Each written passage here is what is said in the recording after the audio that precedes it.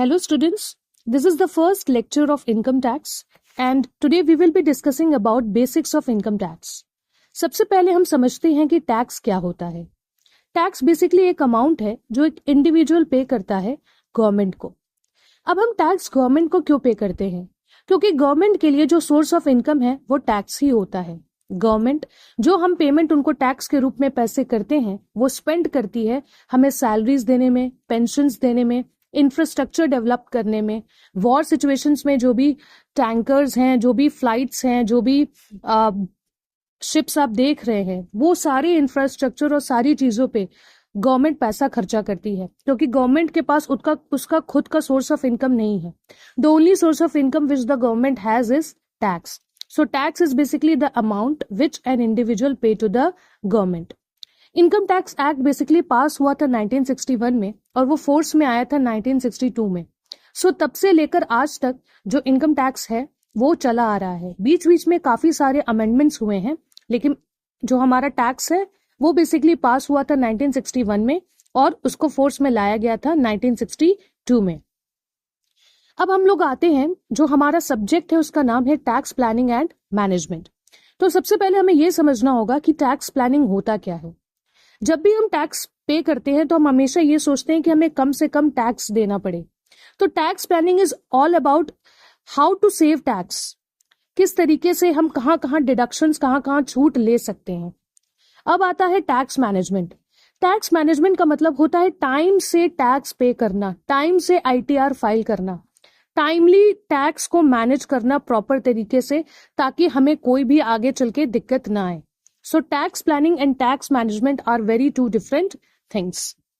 अब tax divide होता है दो चीजों में, direct tax and indirect tax. Direct tax जैसा कि आप देख सकते हैं लिखा हुआ है कैन नॉट बी ट्रांसफर्ड। ये टैक्स सीधा सीधा जाता है गवर्नमेंट को। इसका सबसे अच्छा एग्जाम्पल है इनकम टैक्स। हर साल आप देखेंगे फरवरी में जब बजट पास होता है तो स्लैब्स आते हैं, हम उसके बारे में नेक्स्ट लेक्चर में डिस्कस करेंगे। तो जो भी स्लैब्स रहते हैं उसके तहत हम जिस भी ब्रैकेट में हमारा सैलरी आता है उसके हिसाब से हमें टैक्स पे करना होता है गवर्नमेंट को। So direct tax can not be transferred, इसका एग्जांपल है इनकम टैक्स। इनडायरेक्ट टैक्स क्या होता है? Which can be transferred. इसका सबसे अच्छा एग्जाम्पल है goods and services tax, that is GST. आपने देखा होगा कि पहले हम लोग जब भी रेस्टोरेंट्स में जाया करते थे तो वैट यूज होता था, value added tax, which is also known as the service tax. किसी रेस्टोरेंट में हम खाना खाते थे तो हमारे बिल में लिखकर आता था वैट, वो हम पे करते थे रेस्टोरेंट्स को। रेस्टोरेंट्स वाले किसको पे करते थे? गवर्नमेंट को। तो इसका मतलब है, एक और एग्जांपल है एंटरटेनमेंट टैक्स। अब ये सारे जो वैल्यू एडेड टैक्स है उसको जीएसटी ने रिप्लेस कर दिया है। आपने देखा होगा सीजीएसटी, आईजीएसटी, एसजीएसटी लगता है, तो वो बेसिकली क्या है? हम सीधे सीधे गवर्नमेंट को पैसा नहीं दे रहे हैं, हम जो भी सर्विस लेते हैं उस पे इनडायरेक्ट टैक्स जो है वो बेसिकली जो भी सर्विस हम लेते हैं उस पे चार्ज होता है और वो थर्ड पर्सन के थ्रू गवर्नमेंट तक पहुंचता है। तो इसका मतलब डायरेक्ट टैक्स सीधा सीधा जो हम पेमेंट करते हैं गवर्नमेंट को, और इनडायरेक्ट टैक्स जो थर्ड पार्टी के थ्रू जाता है गवर्नमेंट को।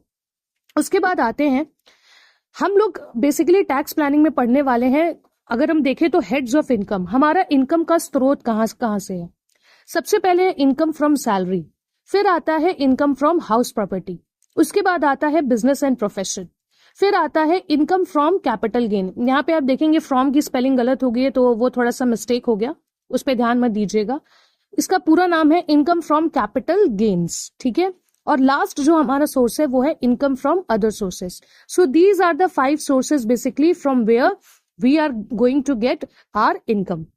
ग्रॉस टोटल इनकम, डिडक्शंस और टोटल इनकम के बारे में हम नेक्स्ट लेक्चर में डिस्कस करेंगे। अगर हम आपको शॉर्ट में बता दें तो हमारा जो भी इनकम आता है उसको हम लोग कहते हैं ग्रॉस टोटल इनकम। उसके बाद हम बहुत सारे डिडक्शंस लेते हैं, यानी छूट लेते हैं। उस छूट को डिडक्ट करने के बाद जो हमें इनकम मिलता है वो है हमारा टोटल इनकम, जिसपे टैक्स चार्ज होता है। टैक्स कभी भी ग्रॉस टोटल इनकम पे नहीं चार्ज होता है। टैक्स हमेशा डिडक्शंस के बाद जो भी हमारा इनकम रहता है दैट इज टोटल इनकम, उस पे हमेशा टैक्स चार्ज होता है। अब हम लोग देखेंगे कि इनकम टैक्स में जो हम ईयर यूज करते हैं उसको क्या कहते हैं। सबसे पहले अगर हम जान लें तो इस समय हम लोग 25 से 26 हमारा फाइनेंशियल ईयर चल रहा है। 2 टाइप के ईयर होते हैं। कैलेंडर ईयर होता है 1 जनवरी से 31 दिसंबर तक का, और फाइनेंशियल ईयर होता है 1 अप्रैल से 31 मार्च तक का। तो अभी जो फाइनेंशियल ईयर है वो बेसिकली है 1 अप्रैल 2025 से 31 मार्च 2026, जिसको हम लोग असेसमेंट ईयर भी कहेंगे। The assessment year is when individuals and companies pay taxes, file an income tax return and claim tax deductions.